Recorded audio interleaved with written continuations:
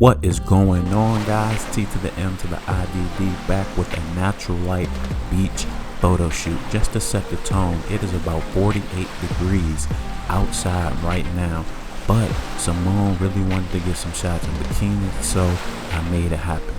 What I'm doing now is setting the exposure, and I'm angled directly with the sun hitting her, so I wanted to get some shots of her with the direct sunlight.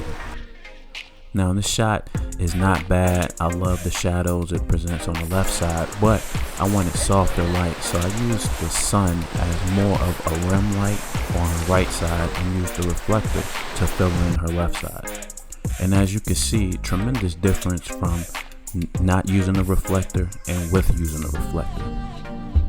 With natural light, I always underexpose so that in post I can bring out all of the shadows like I want. Now, one thing with being a one-man team is sometimes, you have to affect the wind. And as you can see in that shot, the reflector was not in the right position.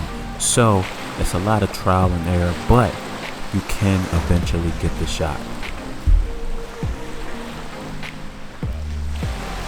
If you haven't already, go ahead and hit that like button for me. Please, thank you.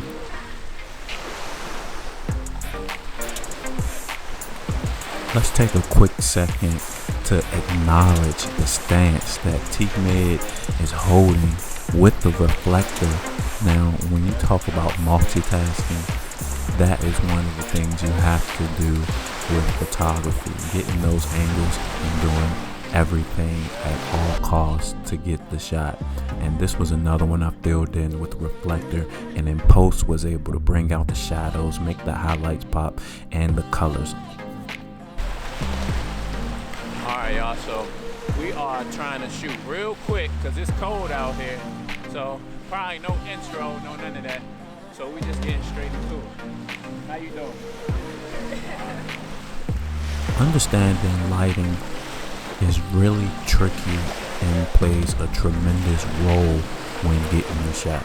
You really have to understand the dynamics of the lighting in this shot, how the shadows fall, in order to create what you are really looking for. And so for me, I knew that I wanted to work with more softer lighting with the reflector, and that ended up being my go-to source for lighting and using the sun as, like I said before, more of a rim light for the model.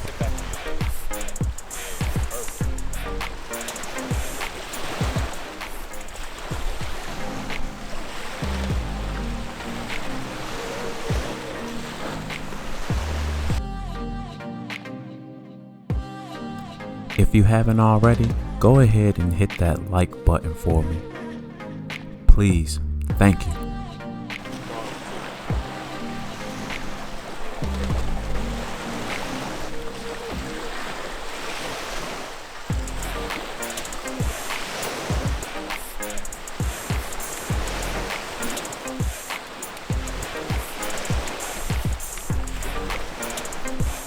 Here, I wish I would have better utilized these objects that she was sitting on, but keep in mind it is 48 degrees, so I'm working pretty fast, and we were able to get these shots within 30 to 45 minutes. Looking back, I probably would have went for more of something going with leading lines and kind of using that to frame the model. Bring your feet in a little bit. Right there. Perfect. I like that right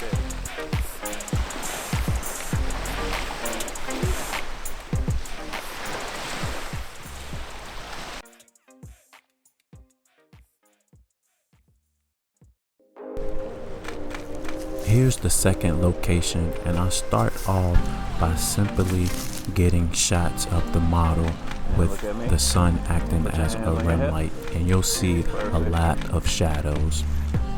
From there, I start to angle the model with more sun hitting the model, and so you get more direct sunlight before I wanted to introduce my reflector. So I'm just working with the elements, a lot of wind gusts coming through, so I'm using that as another option to get the shirt actually flowing. From there, I go back to my reflector, and now she is completely backlit by the sun with the reflector popping her out. Put your hands up in the air. Yeah.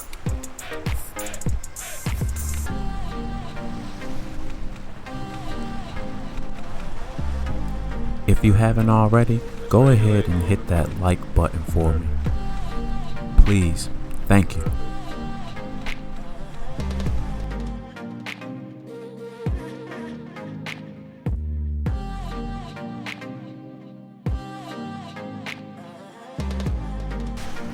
You ready for this? You like, no, not really, what? Alright, so we want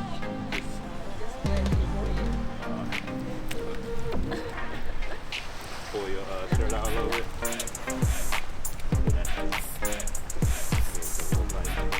Bring it close. You got water resistant. Alright, let's hurry up.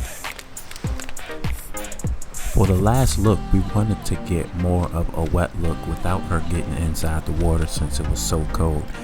But it seemed as though her clothes were a little hydrophobic because it didn't soak in as much as I wanted it to, and I didn't want to add more water because I didn't want to risk pneumonia. So literally did these shots within 5 minutes. I'm not too sure what this move is called, but anything to find the sun and get that shot right.